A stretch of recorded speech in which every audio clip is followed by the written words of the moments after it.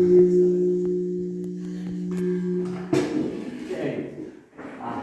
Sawadee ka? Sabadi mai ka? Okay. Kun put past Thailand mai ka? Mai ka Thai ka? Okay, you don't have to. Okay, so the rest of the show I'll just have to do in English. Okay, but anyway, since we've started with some Thai language, let me tell you, Thai language is very unusual compared to our languages. For example, they have tones. They have a low tone, a mid-tone, a high tone, a rising tone, and a falling tone. And when they say it with the different inflections, it has a completely different meaning. So you could say, my, and then you just said 5 different words. You said wood, fire, burn, and no, and isn't it. But anyway, but that's kind of the way they are. And the people in Thailand, they tend to be kind of real jokesters. They're always joking and stuff like this. So they'll always, when I would speak Thai language, they would always want me to say, they'd always ask me, is there a lot of snow in America? Because if you say the word snow in Thailand, it's himat. But if you say it flat and you just say himat, that is the vulgar version of a vulgar word for a female body part. So they would always think that was really funny because I would say that there's a lot of snow in America. I might get it wrong. Anyway, now in Thailand it also depends, as I said, the people are very polite, but it depends how they end a sentence depends upon your gender. A man, the polite word will always be kap at the end of the sentence. So I'd say, sawadee kap. But a female, a woman would always say, sawadee ka. Because it's different genders to what they say. Okay? But Thai people are very polite. That's a really big thing for them. If you're an impolite person, you're not going to get along very well in Thailand. And they have an expression in Thailand, jai means heart. And so when they say jai ron, that means someone's real hot-headed, they're like real overly, and so they don't really like that, they think you're out of control. Whereas if you're cool, you're jai yen, and if you're really cool, you're jai yen yen. So I like to jai yen yen. Anyway, but Thailand is very interesting, and I think one of the reasons it's most interesting is because it was never colonized. All of the Southeast Asia was mostly colonized or conquered by other countries, but not Thailand. Thailand, they tend to be really good negotiators and diplomats. So for example, when the British and the French were over there in Asia, kind of setting up their colonies and everything like that, the Thai people had told them all that they needed to have a buffer state to keep them away from themselves, so they should leave Thailand independent, and that's exactly what happened. And then when the Japanese were taking over Asia and conquering Asia, the Thai people said, oh, well, you're welcome, just build all the railroads you want to. You don't want to fight us, you want to fight the British on the other side, so feel free to build as many railroads as you want, because they knew they would end up with railroads. Similar to what happened when we had Vietnam. They told America, they said, oh, you need air bases. Build as many air bases as you want to in our country. Knowing that now they have really great airports because we built them all for them in the 70s, 60s, and 70s. So anyway, so that's just kind of a little bit of history on Thailand. I will tell you that Thai people, they, because their culture was never interrupted, they have really a lot of spooky, kind of crazy superstitions. So for example, this is what Thai people call a spirit house. When you go to Thailand, every house will have one of these in front of it. And they put out little offerings, like a little water, a little bit of food or stuff like this, because they think that their good spirits will then occupy that little house, and they will keep the bad spirits or bad things away from them. So that's just things they believe. Thailand also, they have a real thing about heads and feet. They feel like the head is the most sacred portion of the body, so you never touch anyone's head. Oh no, you wouldn't want to do that. And meanwhile, the feet are considered the dirtiest part of the body. So you never wear your shoes into anybody's house, so always take your shoes off, and you never want to point your toe at someone. If you pointed your foot at somebody, it's kind of like giving them the middle finger. Okay, so just the way it is, okay? Now, also in Thailand, it's hard to imagine Thailand without talking about a little bit about Buddhism, because the people, they're 95% Buddhist. And with that in mind, I mean, there are a lot of temples. So the town that I usually go to is up in the north called Chiang Mai. There are about 400,000 people, maybe 500,000 people. And they have 12 colleges and universities, 300 Buddhist temples, and, other interesting activities, but not really a lot of industry. So, again, I think I've told some of you about the Nagas, that they think they have these spiritual dragons that protect their temples, including all their gold and stuff that's in there. But I think the most important thing about Thailand being Buddhist is that they're non-violent. Okay, they would never do any harm to another person, and so it really makes it a really safe place to travel to. So, and I wouldn't say that stays for Bangkok. Bangkok is a crazy city, and I would never recommend anyone going there. Thailand's full of a lot of festivals also. In the November, they have a festival called Loy Krathong. I think somebody saw some pictures of it, where they're basically these bamboo and paper hot air balloons get let off. And then there'll be thousands of these in the skies at that time. And then in January, in a town called Busan, near where I go, they have an umbrella festival. They have a lot of parades, and they show off a lot of stuff that they've made.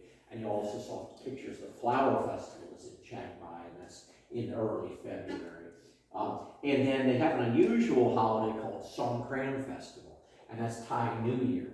Now that comes in April, and it's really hot. So what they all do is they all ride around with trash cans full of water, and they'll just dump them on everybody they see. You don't even need to know the person. They're just going to take a 5-gallon bucket of water and just throw it on you. So, I know it's crazy, but that's the way it is. Now, Thai weather, people asked about this before. In our summer, it is their monsoon season. You've never seen it rain as hard as if you've ever been there that time.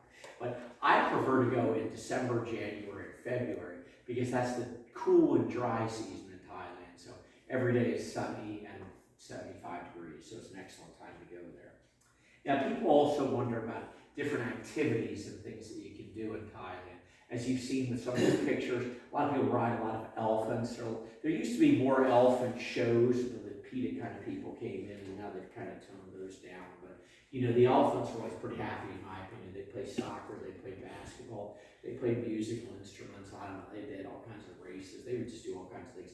You can always tell when an elephant's having fun, because he'll start swinging his trunk in circles, and he'll often start patting the ground. The elephants do a lot of crazy activities when you're having a fun time. Now, another people have seen my pictures of me with tigers in Thailand. Those tigers are not drugged; they're just tame. They've been raised since they were cubs, and so you can actually play with the little baby tigers if you want to. But you can just lay down on a 500-pound tiger. He doesn't mind. He's just like, okay. He just, you know. And then another thing people like to come see are monkeys. Now they have monkey shows, but I think it's more interesting to go to the monkey natural preserve where they have all the monkeys out there. And I go out there with just bags of bananas and just get out, just throw all the bananas out there. And then you see hundreds of monkeys come flying out of the jungle and all come running for the bananas.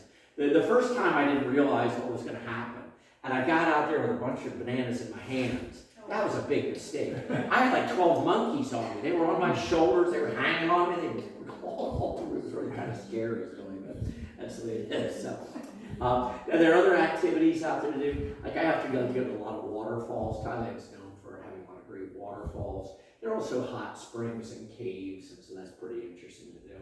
Although when I took my secretary, her favorite thing to do was to go get a massage. Because, you know, you go out there and you get an hour-long massage. It'll be maybe $6, maybe $8 for your massage, and then give the lady like $3 or something. You give her $3 tip, oh, but she thinks that's fantastic. But not like we get an hour massage here in the United States for $10. A lot of people also wonder about the food. There is Western food there, but I think the Thai food is a lot better, a lot more interesting. For me, I like to eat a lot of these street foods because the people are really competitive about who has the best food and at the best prices, and so it's a really great place to eat. Like I said, you can get a nice meal for just a few dollars. Now, the only thing about Thai food is that some of it can be really spicy. You don't want pet Thai. Pet means spicy, and if it's Thai level of spicy, oh boy, that's going to burn you something else. So we have what they call pet farong. That means like for a foreigner, for a Western, this is spicy. So it's medium spicy. And then you can have my pet, which means not spicy at all. They also have a lot of Thai cooking schools, so people who like to learn to cook Thai food, you can go there and they'll teach you how to cook it in a day. They'll teach you how to watch your meals. A lot of shopping, a lot of people are interested in. There are these walking streets where people often come out there and often making their own stuff, handmade stuff. And then there are also markets, and you can also go into a lot of these different factories where you can watch them make furniture, jewelry, and stuff like this, and actually buy stuff there as well. People also ask me about accommodation, like where you stay. As I've told you all, if you're here beforehand, my mother would always stay in this one place, but she was really trying to go on the cheap side, so she found a place where she could stay all winter for $500.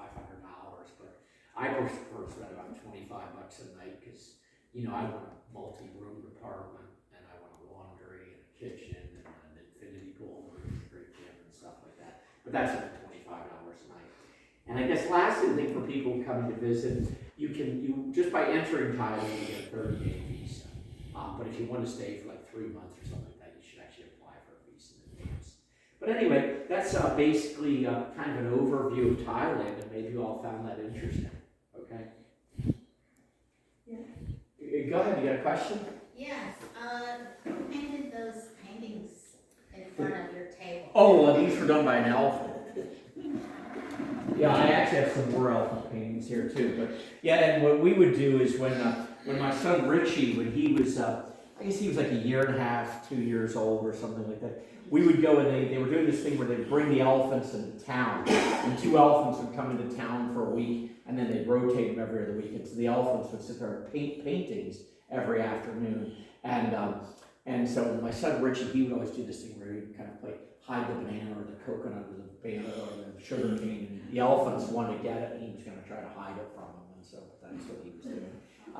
Let's see, it was interesting when we first went there. When we first went to these shows, the elephants would do these paintings, but they weren't very good. One of them did splotches, another did lines, one of them did zigzags. And at the end of one show one year, my one friend, he went there and said, hey, I'll buy that, don't throw it out, because they were just making them throw them all away.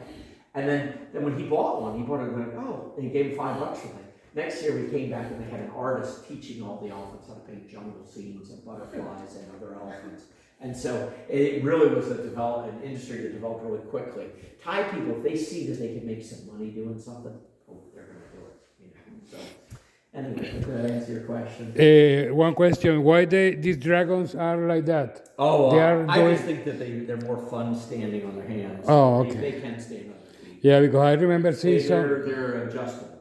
Oh, okay, perfect. So normally, I think most people kind of stand like this, but Oh, I nice. just think it's funnier for them to do it in handstands.